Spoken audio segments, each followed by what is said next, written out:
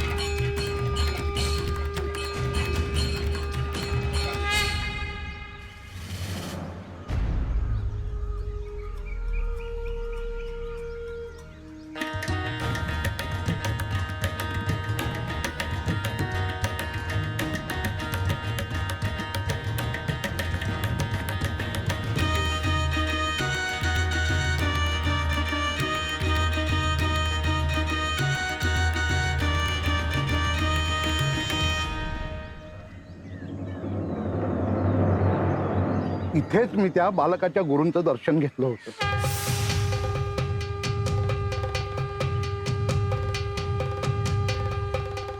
नमस्कार गुरुदेव। शुभम भवतु। कनकगिरी गावातच माझं घर आहे।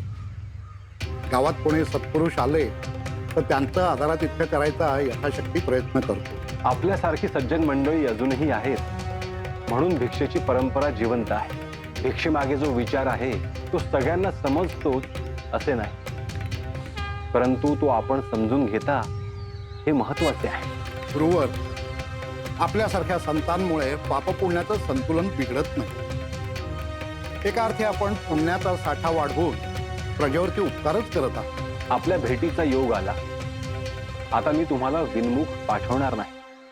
ह्या ध्वनीतली विभूती आपण स्वतः लावून घ्या, तुमचे रक्षण होईल। जशी आज्ञा करू।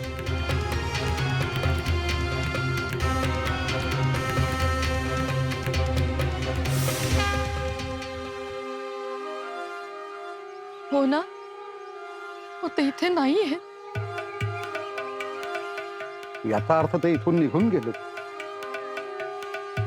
ज्या गावात एवढ्याशा लहान मुलाचा डोळा मागितला जातो तिथे कसे थांबतील ते? मला वाईट याचंच वाटतंय, त्या बालकांची आणि गुरूंची गाठभेट नाही होणार आता.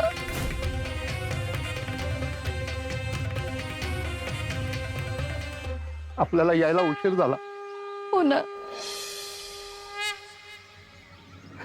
आपल्याला त्या बालकाची साधी क्षमा देखील मागता आली नाही. गोरक्षरा होतं त्या बालकाचं. हे गोरक्ष, मला क्षमा कर.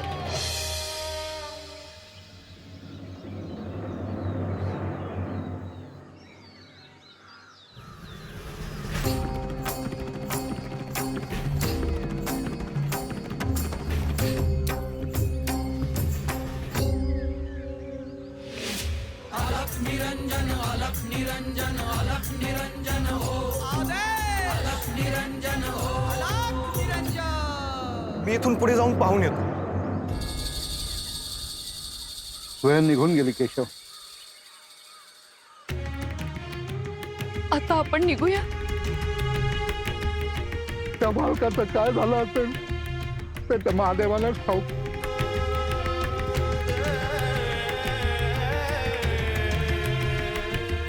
खरंच हो, त्या बालकाला किती वेदना होत असतील. चला, आता इथे थांबून काही उपयोग नाही. थांबा.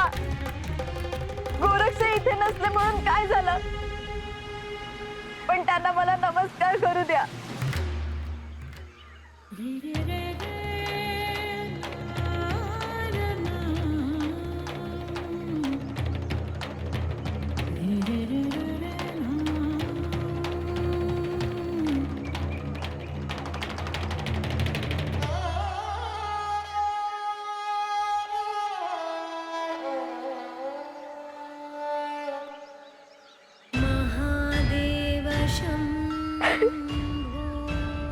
गोरक्ष, मी इतकी वाईट आणि कठोर नाहीये रे.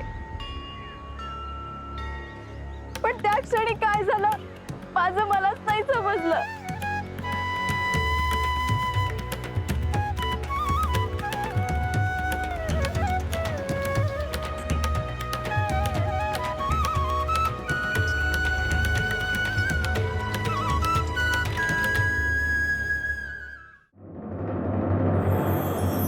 गुरुदेव, एक विचारू? तुला काय विचारायचे आहे ते मला ठाऊक आहे गोरक्ष. तरीही विचार. मी जो डोळा काढला तो बरा कसा केला? मी तो मंत्रशक्तीने पुन्हा पहिल्यासारखा केला. ही मंत्रशक्ती तुम्ही कुठून शिकलात?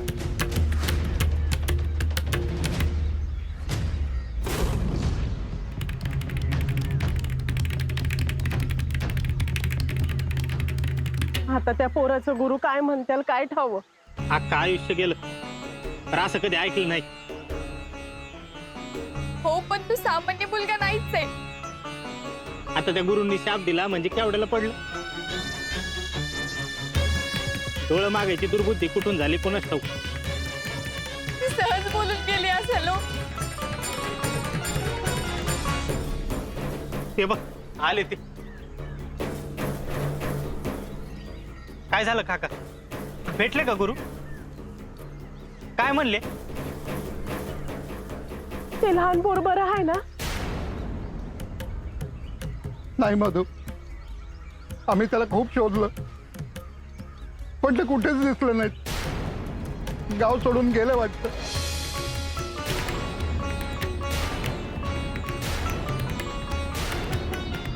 मग तो लहान मुलगा गोरक्ष, त्याचं काय झालं असेल?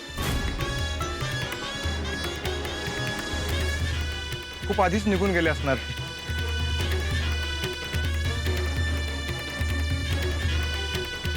काका, आता वर काय करायचं? बैलगाडी जोडू का? पाहिजे तर जाऊन येऊ, हुडकून बघू.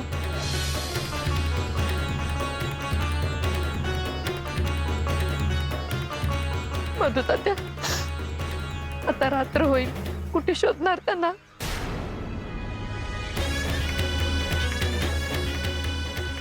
जे घडायचं ते घडून गेलं.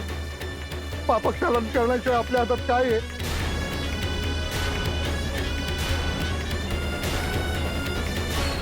निघतो आम्ही.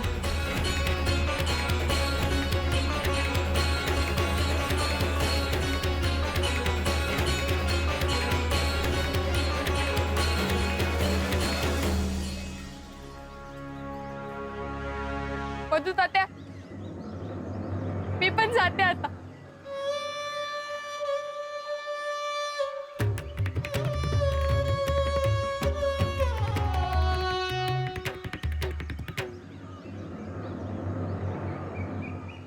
माझे गुरु श्री दत्तात्रय महाराज यांच्याकडून ही मंत्रशक्ती मला मिळाली. तसेच श्री महादेवांच्या आशीर्वादाने ही मंत्रशक्ती सिद्ध झाली. म्हणजे तुम्ही कोणालाही बरे करू शकतात ना? अर्थात. परंतु हे मंत्र व्यक्तिगत लाभासाठी वापरता येत नाहीत गोरक्ष. जीवसृष्टीच्या कल्याणासाठी आणि केवळ सत्कार्यासाठी याचा उपयोग केला जातो. म्हणजे तुम्ही निर्जीव गोष्टीलाही सजीव करू शकतात, हो ना? हो, निश्चितच. गोरक्ष या मंत्रांमध्ये इतके सामर्थ्य आहे की पाऊसही पडू शकतो आणि अग्निही प्रज्वलित होऊ शकतो. साक्षात पंचमहाभूत आज्ञा पाळायला तयार असतात. तसेच जे मृत आहे तेही संजीवन होऊ शकते. असे असेल तर मलाही मंत्रशक्ती शिकायची आहे. गोरक्ष, नाथपंथात प्रवेश होऊन मी तुला शिष्य म्हणून स्वीकारले आहे. त्या अर्थी निश्चितच ही मंत्रशक्ती मी तुला शिकवेन. मग तुम्ही मला ही मंत्रशक्ती कधी शिकवाल? इथून निघाल्यानंतर आधी मी तुला शस्त्रविद्या शिकवेन आणि नंतर मंत्रशक्तीचा प्रभाव काय आहे तेही शिकवेन.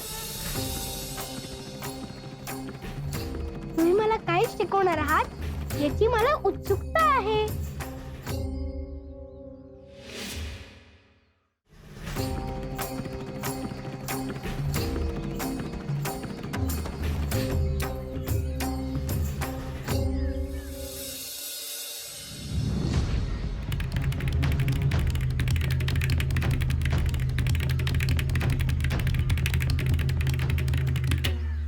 आतापर्यंत मी सगळ्यांचं सगळं ऐकलं, पण माझी खूप इच्छा आहे की त्या बालयोगाला भेटून त्याची क्षमा मागायची आहे.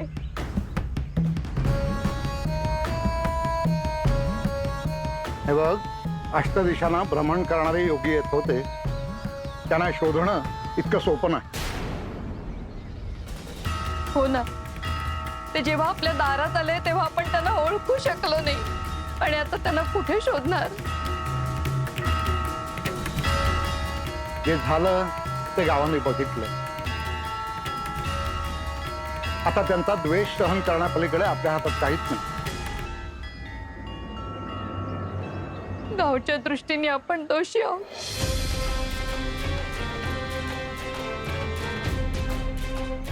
पण सुनबाई, तू नको, तू हट्ट नको करूस. झालं ते झालं. आता आपण पूजेचं सगळं आवरून घेऊ. चला. हो चल.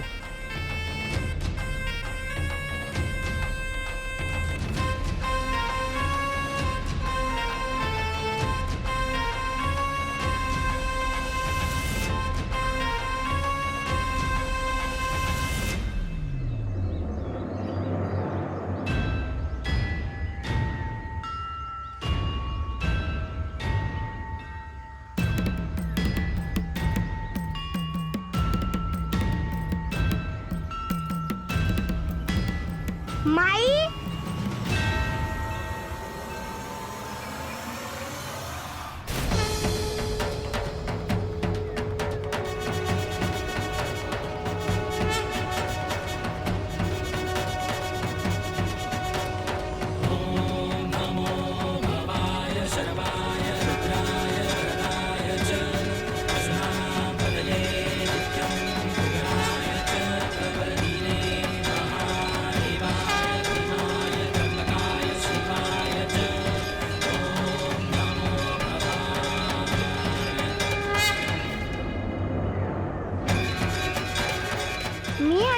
गुरूंनी तुला क्षमा केली आहे. त्यामुळे तू चिंता करू नकोस.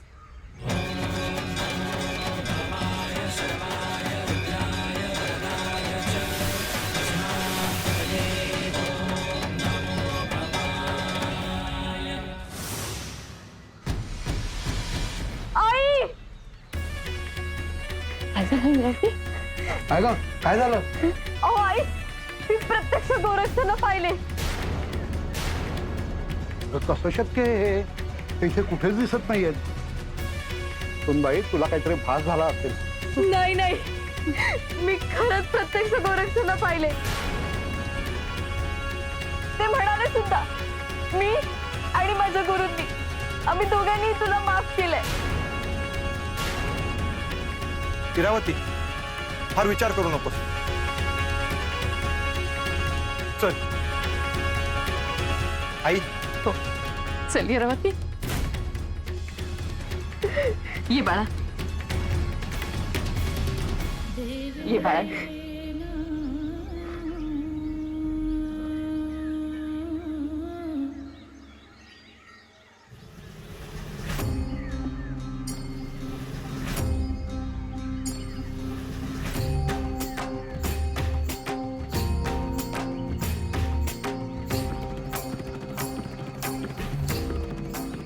गुरुदेव, आपण कर्णगिरी गाव सोडून खूप पुढे आलो आहोत. आपल्याला शोधत ते भली माणसं आपल्या मागे आले असतील.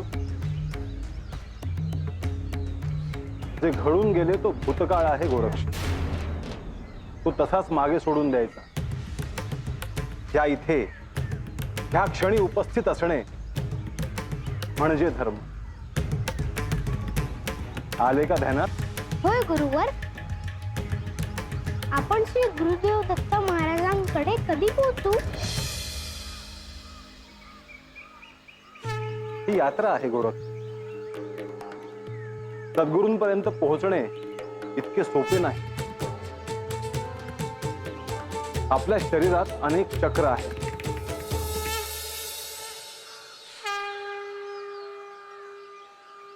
ह्या इथे मूलाधार चक्र आहे. आपण एक एक चक्र पार करत आज्ञा चक्रापर्यंत पोहोचतो. तिथे सद्गुरूंची भेट होते.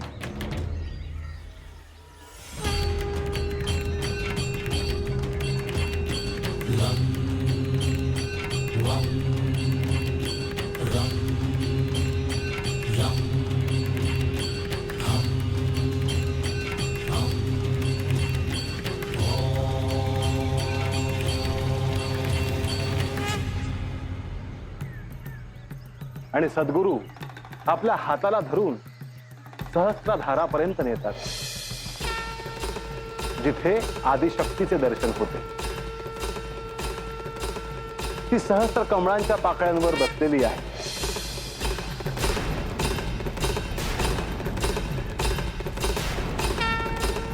ऐकतो आहेस ना गोरक्ष? होय गुरुवर. म्हणजे आपली यात्रा ही अशीच आहे ना? अगदी योग्य बोललास. म्हणजे मी जे सांगतो आहे ते तुला समजले आहे. आपण काही अंतर चालू आणि मग विश्राम करू. होय गुरुवर.